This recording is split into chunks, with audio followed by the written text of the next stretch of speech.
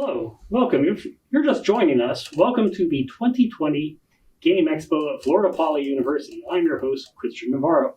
With us today, we have the developers for a new game called Labyrinthian.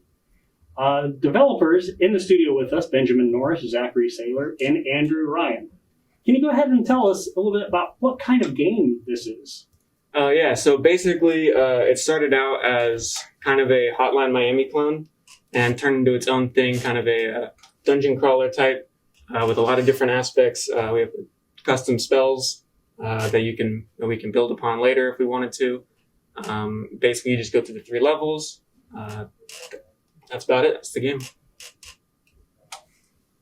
Okay, so we can see the gameplay right now on the screen. We see a 2D game with a character moving around. Tell me, what are the objects that it's dropping or placing? Yeah, right now it's showing the spell system. You can drop and pick up different spells. Though currently in the game there's only 1 spell, but there is that system in play. And then here we have a boss. Okay, this has, here we go. Here's the boss that's coming through. What is the red line behind the boss? That's its health bar, yeah. Okay. You want to explain the boss? Sure. So the boss is pretty linear based. It's in the first phase where his health bar is full, the boss will simply go towards the enemy and cause damage to the player on collision. And then whenever his health becomes half health, you can see in the gameplay there right now that he turns into a mage type enemy where he starts firing back at the player. So that was a very interesting feature we implemented for the boss. Okay, how does a scoring system work? How do we get points in this game? Yeah, so there's multiple ways. The main way is by killing enemies. You get a certain score determined by the difficulty. So easy is 100 points, normal is 200, and hard is 300. Enemies also drop souls, which will give you points. And then if you combo enemies, if you have a 2 times multiplier, if you keep killing enemies in rapid succession. Okay. Uh-oh, you died. Yeah. So when you die, do you respawn at the same level? It restarts completely. Oh, completely. It's a punishing game, especially if you play it on hard. On hard, it's especially hard. Like you only have 1 life. You only have 1 hit, so you have to play very well. I don't think any of us have beaten it on hard. Yeah, towards I the got close. second level, there's a group of wizards that really mess your day up, and they all have pretty high health. Not a ridiculous amount of health, so it's manageable, but decently enough to where it makes literally every enemy a challenge.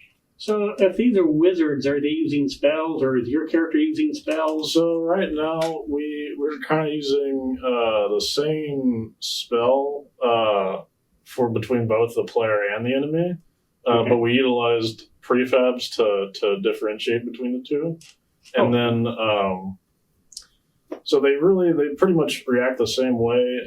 We determined the speed of the projectile in a different way on the enemy and stuff like that. And there's a full system in place to easily build more spells. Mm-hmm. And we implemented a dropping system already so they can go ahead and drop the spell itself. And that was showcased in a little bit of the footage in the beginning. So where did the idea for this game come from? As I said, Hotline Miami. I was playing a lot of Hotline Miami, probably a little bit too much at the time. And so I had this idea for this game probably like at the start of the semester, but I never had the time. And so when we came with the project, this was my idea. It kind of blossomed from there. Okay, and what are how would you differentiate this from Hotline Miami? What did you add that's different that your team's really proud of? So we kind of changed it completely almost. We added like these traps and stuff that you're seeing on the screen now that the player can take damage by. And then we completely, like in Hotline Miami, for instance, it's always 1 shot. Everyone's 1 shot. It's a very, very tough game. Okay. And so this one's a lot more accessible to players. And then basically the whole combat system is a bit differently. It's just it started from that idea and blossomed into something completely different. Okay, how long did this game take to make? When did we start? It was basically when told us to start. So it took us pretty much all the way up till last night. Yeah, yeah. We got this uploaded probably at 1 a.m. I think is when I uploaded it. So 2 weeks, 4 weeks, 6 weeks? I guess that time frame was about 2 or 2.5, probably. Yeah, 2.5 weeks. Now, with 3 people working together, that can be a little bit complicated. So I'm wondering, how did you divide up the roles? Who did what on the game? So the thing about that was we didn't really divvy it up as like there was somebody who was set as the animator or somebody who was set as the designer or the programmer. We all kind of did a little bit of both. So we all came up with one level. We all had a little coding segment that we came up with and stuff. We kind of just took what was the top priority at the time. The next person that finished their last job took the next priority job. Okay. So that was kind of interesting. So we got to see all the different game design aspects and do all the game design aspects. What's the biggest rewards in this game? You talked a little bit about scoring, but are there any implicit rewards versus the... No, there is a high score tracker. Okay. Though it doesn't work if you exit the game. I didn't have time to implement that. But it does track through different playthroughs as long as the game is still open. If you beat the game.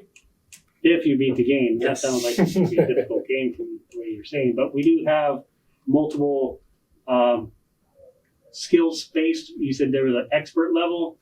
Yeah, there's easy, normal, and hard. Yes. Easy, normal, and hard. Easy you can beat on your first playthrough. Oh, okay. Yeah. Well, that's the way to go then, to learn the game on the easy level. Yes. And you said the hard level is probably going to be a little too challenging for a new player, so Yeah. let's take it on the easy level. Yeah, those traps can be tricky sometimes, especially on hard, since all you have is one life. If you don't time it right while you're fighting enemies, it's not fun. Tell us what future development on this might look like. More spells, more levels, more enemies, basically. Probably more bosses. Probably more bosses. There's a system that's not in place that was originally going to be in place, which is a shop system to buy gear and stuff to kind of turn it into more of an RPG like. Okay. And probably implement like an inventory system for the player to like outfit themselves with armor, differentiate weapons and stuff like that. And one other thing is there's not a lot of animations in this game right at this moment. Really, the only animation I think we have is the spike traps. So that's something we definitely want to implement just to have a little bit more freedom look to it. So like just player movement animations and enemy animations for shooting the fireball and animations for the boss themselves and stuff. Okay.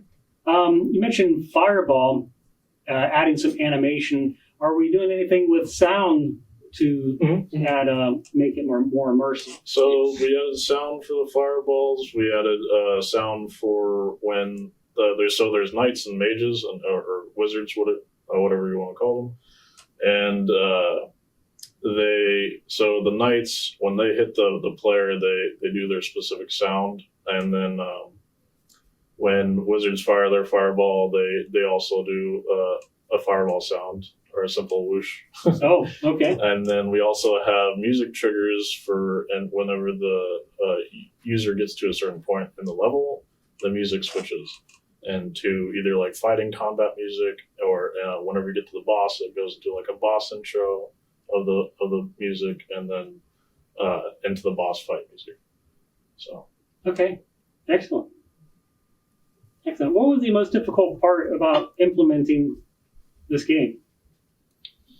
For me, it was the boss, so I had to have someone else do it for me. Yeah, so I kind of took the liberties of helping, and you also helped with that too. So we all kind of jumped in on that.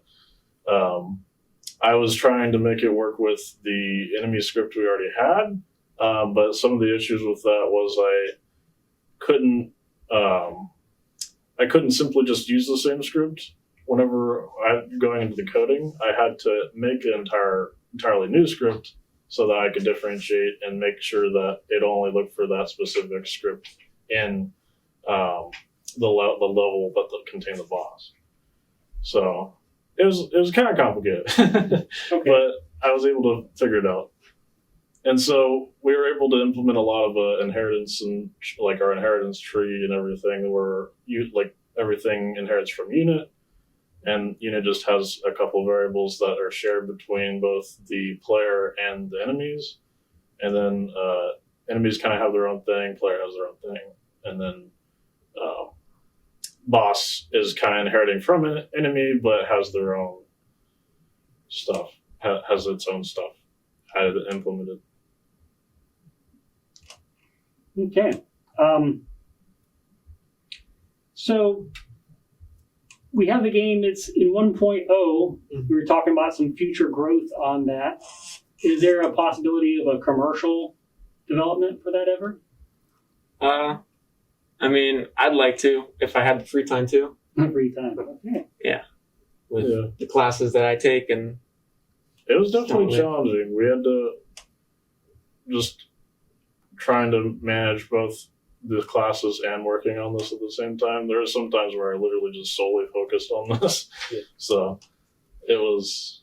Well, you mentioned about the free time and balancing that between classes. That's an important thing you need to deal with in life. I'm wondering, what about after classes? After you graduate, what are your plans? Are you thinking of doing more of this, or do you have other plans for a career? Personally, I plan to try to get my master's. Okay. But I do want to continue to make games after that. Okay, excellent. Yeah, same here. It's the hope to keep doing this. Okay. Yeah, so as for me, I'll enjoy working on this game still. So this was kind of my first instance of actually making a tangible game rather than just working on assignments and stuff. So it was interesting. I wanted to do like a 2D game as my first kind of game, just to get an idea, and then decide whether or not I want to keep working with 2D or move on to 3D and stuff like that. Just because of how different each thing is, like components wise, Sure. and what you have to think about. Well, I'm a big fan of 2D games Yeah. for reasons. That's what I grew up on, are 2D games, and I see a lot of action and layouts that remind me of some of my favorite games. Even that ones that weren't based on Labyrinth. Like I see some of Xevious in this, which I used to really enjoy. The coin-op game from the 80s. All right. Well, thank you very much for joining us today in the studio.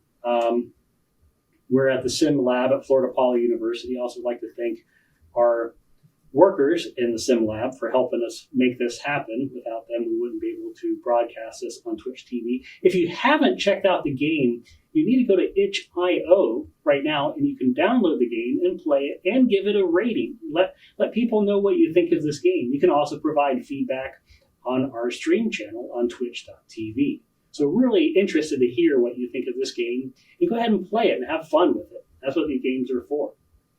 All right, thank you very much for Labyrinthian. And we have Benjamin, Zach, and Andrew. Thank you so much. Thank you very much.